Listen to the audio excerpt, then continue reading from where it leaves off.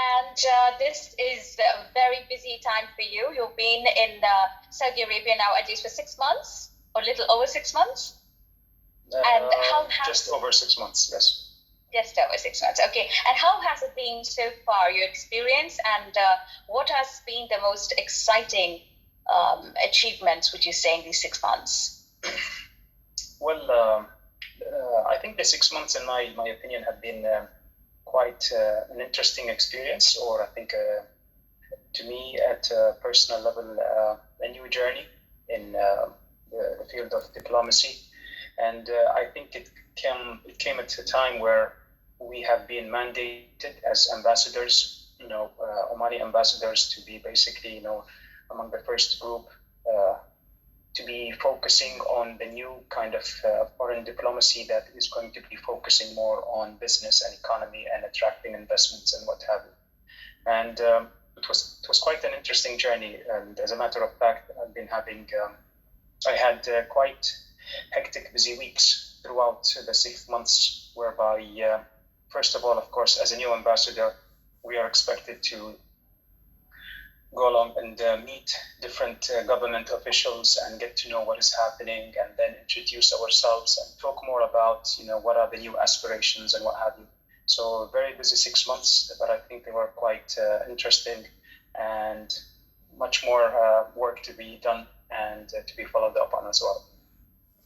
Now we have the high-profile visit of His Majesty Sultan Haitham bin Tarik and official delegation on Sunday, and this would bring everything into a different dimension. Could you tell us what is expected during this visit?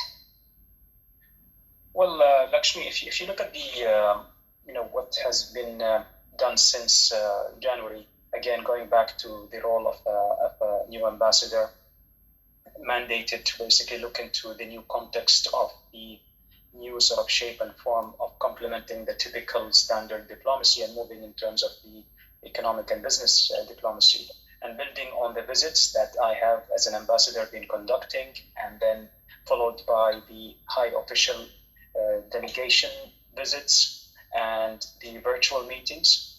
And I think the timing couldn't have been more perfect than now with His Majesty's visit that is expected. This is going to basically be concreting and cementing everything that we have been doing and putting a very strong foundation to what is yet to come in the following weeks and months from now on as well. So this visit, in the context of what we're doing and in the context of Saudi Arabia's relationship with Oman, comes at a very important time, and I think it will set a standard for what is yet to come in the future as well. You must have already seen the potential. What, according to you, are the potential areas of cooperation and investments? As I meet the government officials in Saudi Arabia, it was crucial that, first of all, I understand and dig deep into what is happening in Saudi Arabia, and more specifically in the past few years in the context of the 2030 vision. And it was very interesting to see the common, sort of tone of what needs to be done and the transformation that is happening in Saudi Arabia.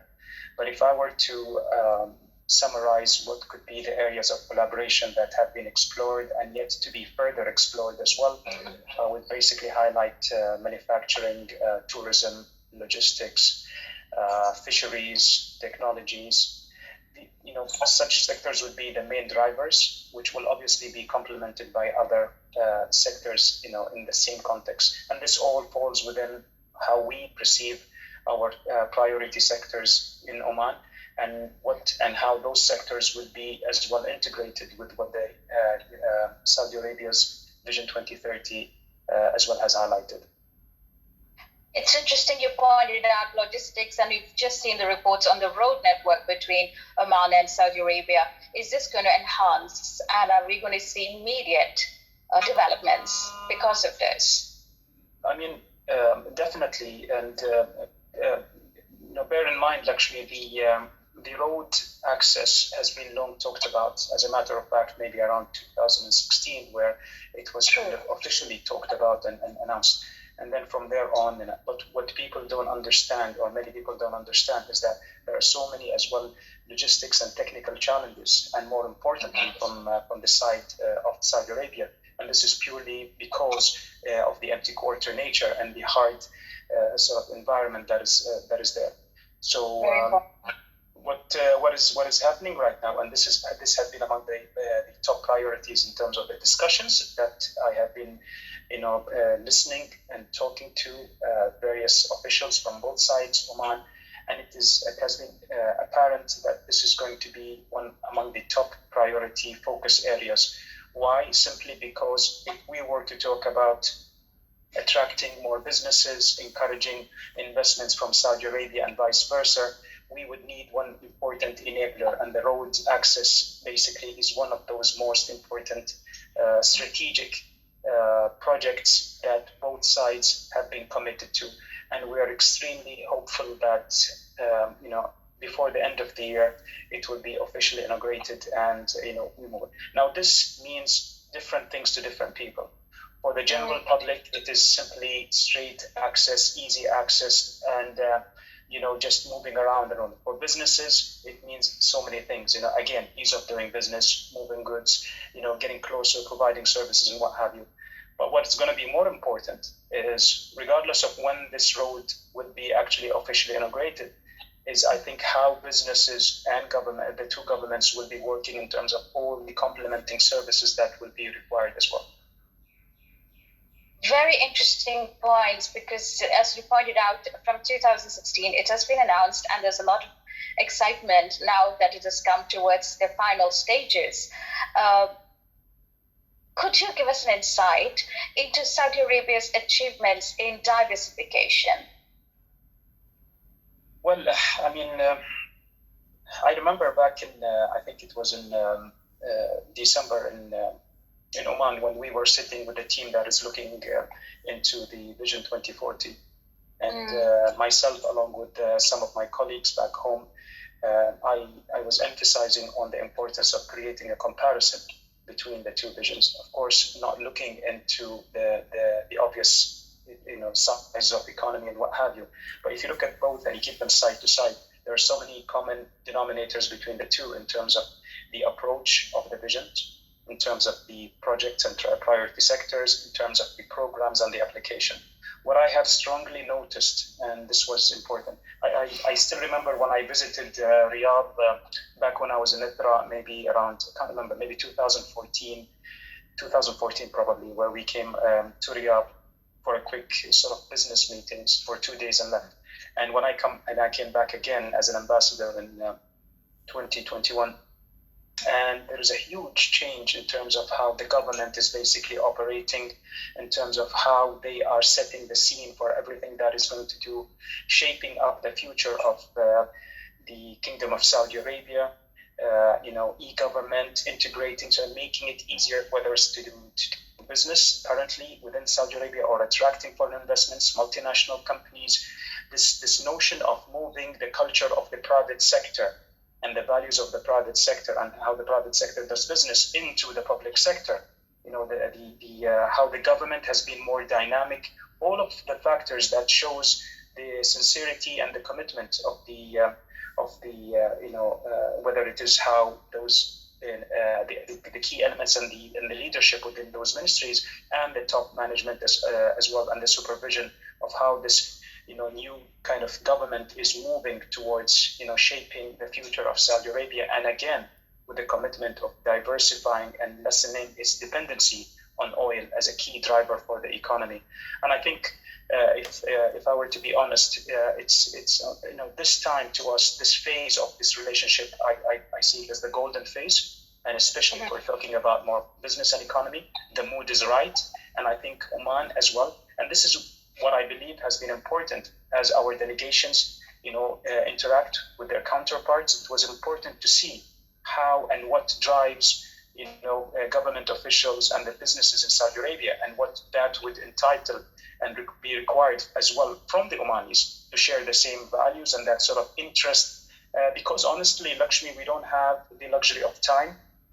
Yes. We are now facing huge challenges economically at the region level and at our own national level, because of Corona, the COVID-19, because of the drop of oil prices. we don't really have the luxury of time. The other very important thing that needs to be mentioned, Saudi Arabia has completed recently almost 5 years since it launched this new vision and the drive towards changing. And I think those 5 years are as well very, very important to us as we launch in towards the 10th 5-year plan and beginning our journey of the 2040. There are so many learnings that we can basically, take and share. And this is what our brothers and colleagues in Saudi Arabia are more than happy to share. In a nutshell, we don't need to reinvent so many things. We can actually be sharing those experiences, building capacities, and moving at a much faster pace, towards enabling the mentioned sectors and the collaboration between those sectors in Oman and in Saudi Arabia.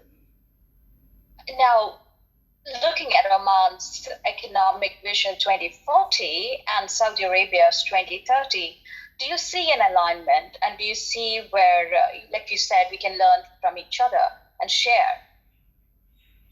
If you go back and remember back in January with the conclusion of Al-Ula summit, and it was mentioned that GCC needs to be looking into economic complementation of each other, and that's very important. We cannot afford as the GCC nations to go into competing with one another in terms of what we need to do, or in the sense of perceiving that I need to create something that is only unique to me as a nation.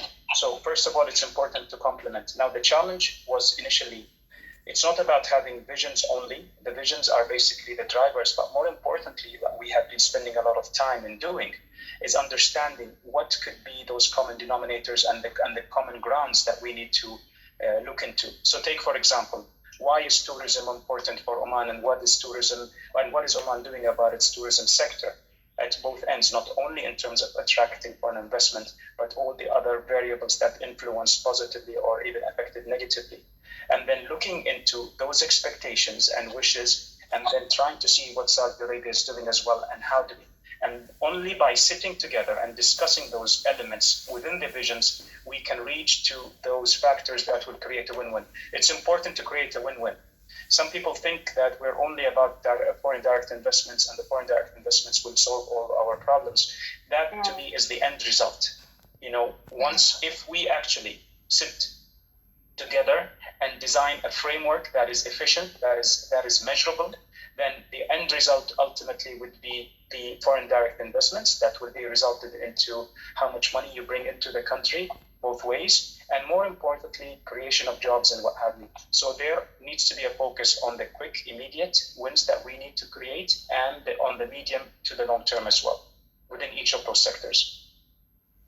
How long do you think it will take for these outcomes to, come into functioning? That's a good question, but then again, we need to look into it many ways. What Corona, did, the pandemic basically, and the COVID-19 in general, it basically taught us that we can do a lot of the work online and virtually, yes, and we have in many ways saved a lot of time and money. But there comes a time where the sooner things get better, where teams can physically actually move across and work, it will save us a lot of time. So taking that on board, what the next phase would be immediately after the official visit is first of all shaping and finalizing the general framework that will govern our work within those sectors that we have highlighted, and then translating that framework into an action plan that can be measured within a time frame. To be honest, I think the next 3 months will be crucial to conclude the framework of the agreements, and then whatever is left of the year would be more in terms of moving in towards the activation. And if you were to put it in a time frame, realistically, if we're all working hard enough, we should be celebrating before the end of next year successful business partnerships, and that we could be quantified in terms of numbers. How much investments have we actually got, how many people actually got more training, building capacities, and what have you. So realistically speaking, looking at how the scenarios are today with all those variables that are affecting how we do business, I would say it would require us at least the coming 5 months, 6 months to be able to roll out a very efficient, transparent, effective, execution plan. About 5 months. But about 5 months to get the ball rolling. I mean, and then during those 5 months, we need to do a lot of work. Some of it will be basically low profile, some will be announced very soon.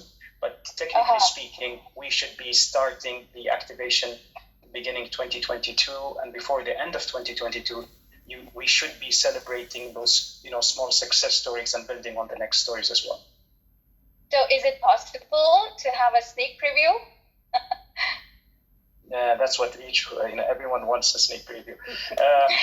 Let me put it this way. I think if you talk about a timeline, the next big news would probably be any progress on the road network that should be announced. The second big thing would be the collaboration for the first time, a committee that will need to be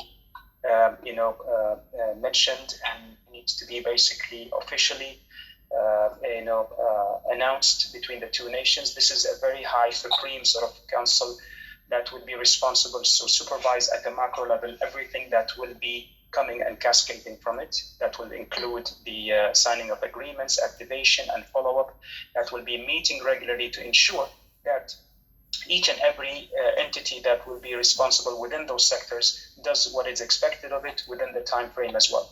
The next thing we will be celebrating will be the signing of those bilateral agreements, again, within those sectors. But as you know, sometimes it takes time to at least make sure that sort of everything falls in place, especially the legal framework and all the entitlements from both sides.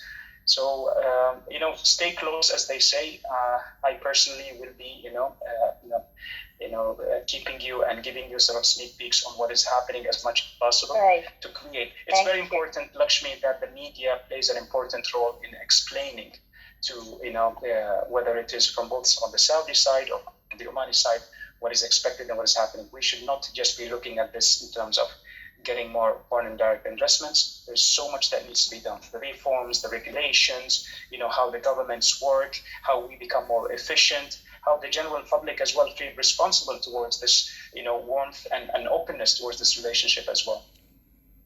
Actually, you mentioned something very important, and there's been a lot of attention in the media about this visit and the cooperation. I'll just quickly look at what Ministry of Economy has given 1,079 companies that have investments in the Sultanate as of the end of 2020, with a total registered investment of more than 188 million riyals, 16.6% the percentage of increase in Saudi imports to the Sultanate during 2020 compared to 2019, 6.94% the annual growth rate of Saudi imports to the Sultanate in the last 5 years, that's 2016 to 2020, and 7.4% the annual growth rate of Omani exports to Saudi Arabia in the last 5 years, again 2016 to 2020. Do you think there will be a bigger market for Omani exports to Saudi Arabia? While numbers are important and percentages, but the moment we start talking about percents, I think those who are more into the statistical aspect of numbers and economists, etc., they like it. But the general public, I think, need to understand, if we do things right, building on the current visit and everything that I have mentioned, it will immediately and most importantly be reflected back on the numbers, whether it is the growth of imports and exports and what have you. If the road network, once it's launched, it immediately would be reflecting on the ease of moving goods, and exchange of services and what have you. So if you were talking about numbers, we need to keep a close eye. My concern as well would be at this stage is how do we draw a clear line between who will be managing the expected investment portfolio and attracting the investments and at what level. Second of all, what will be clearly the role of the private sector at a trade level and services and what have you. Because you can easily confuse those roles and responsibilities, especially when it comes to the role of chambers of commerce and what have you.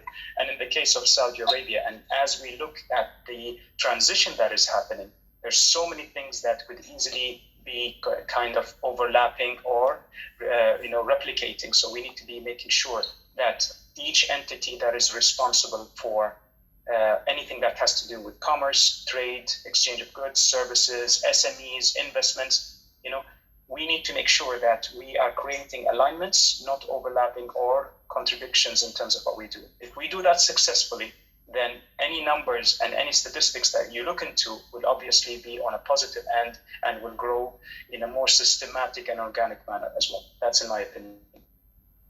Wonderful. A final question, Sayyid Faisal, and that is to do with, in your press statement in Saudi Arabia, you also mentioned collaborations in culture and sports as well, cultural and sports. Could you tell us more?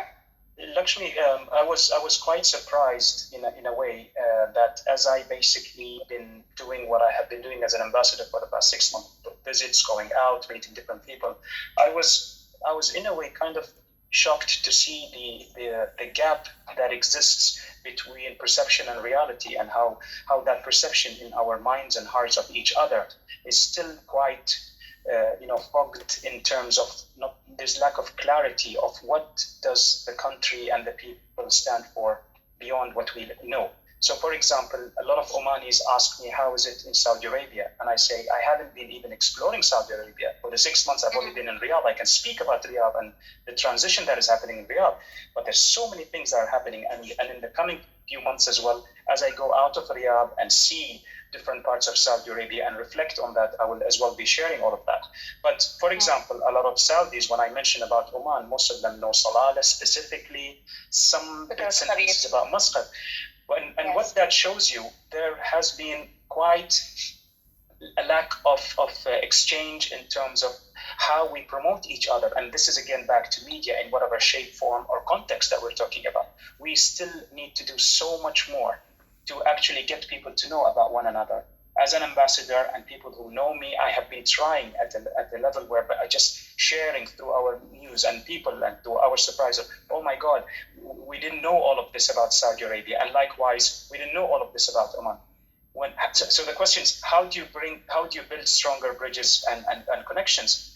Culture brings people together, and there's so much that we can do to share our culture and our passion and what we do in all aspects. And this is something that I will be talking with the various involved people in Oman, and again with the Saudis, just to encourage them to not to forget, while we're all talking about business and doing more trade and what have you, people need to get to know each other more. People need to see. Take, for example, Riyadh. Riyadh has almost 8 million. This has a population, and that is one city. And where do you start? What do you bring? And whether you want to talk about the frankincense, we want to talk about how we basically our culture, our history, our food, and what poetry, everything, art, music, you name it, everything. So much context that we can do. And that itself, where individuals and institutes and organizations can become that sort of complementing ambassadorial role to what we do here in our embassy and what have you. And I think that, the opportunity is huge. And another thing that this event, the expected visit, has helped us as well in the embassy. All of a sudden, we had a huge flow of representatives of media from Saudi, people who for the first time walked into our embassy, just passionate about sharing, and wanting to know, tell us more about this visit. What does it mean? How can we collaborate? And now we have realized that immediately post the event, I will be visiting anyone that is doing media, social media, anything in Saudi Arabia, and just listening to them. What would you like us to help you with? What sort of context do you want? What sort of content do you want? How do you social media influence, for example? Who are the Saudi social media influencers that have good content, balance, that we can actually encourage them to visit Oman and be shadowed by similar interests of young Omanis, and vice versa? And what better than culture and within culture that we can actually do this as well? Yes, and then we'll be talking to the people themselves. So it'll be direct link between the people. Yes, absolutely. Sports, I was thinking soccer, football. Is that where I will be seeing collaboration, or does that sound a cliche? Because there must be other potential.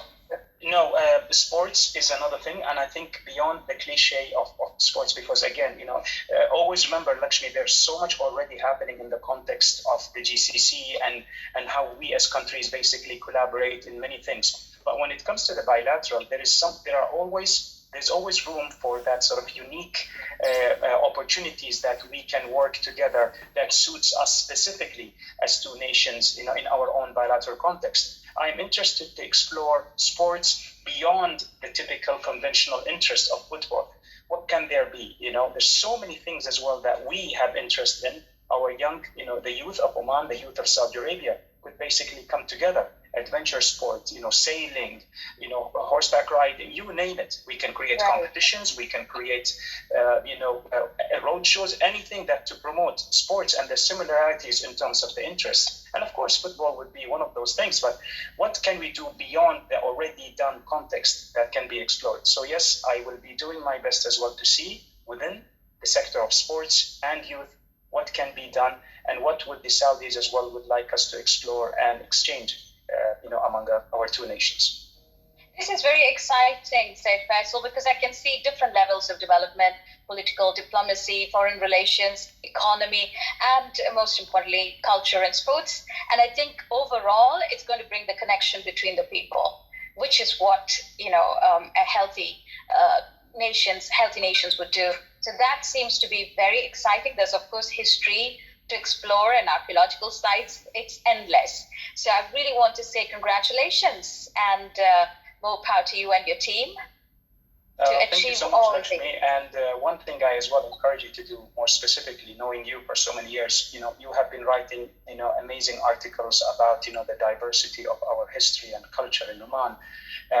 You have so much content already with you. I would like to work with you as well to see how we can basically help you be linked with institutes and organizations and media companies that can immediately discuss with you the content that you have been producing and maybe link it with the similarities in whatever the articles that you're writing that relates to, for example, some elements in Saudi Arabia as well. So we don't need to reinvent the wheel or start from scratch. We can immediately kick off making sure that we are doing the right links, and that's what I should be responsible to assist in creating those links and then leave that to both parties to pick it up from there and work together as well. It would be an honor, Your Highness, Sayyid Faisal. Thank you indeed for your time, and the next few days are going to be extremely hectic, but most importantly exciting for both the nations, and I want to wish you the best. Thank you so much and have a lovely day. Thank you. Thank you for your time. Sayyid Faisal, His Highness Sayyid Faisal bin Tarik Al Sayyid, Ambassador of the Sultanate of Oman to Saudi Arabia, Kingdom of Saudi Arabia. Thank you indeed, sir, for your time. And you've been with Noted. Do join us next time with Vinod Nair and Lakshmi Kaufman.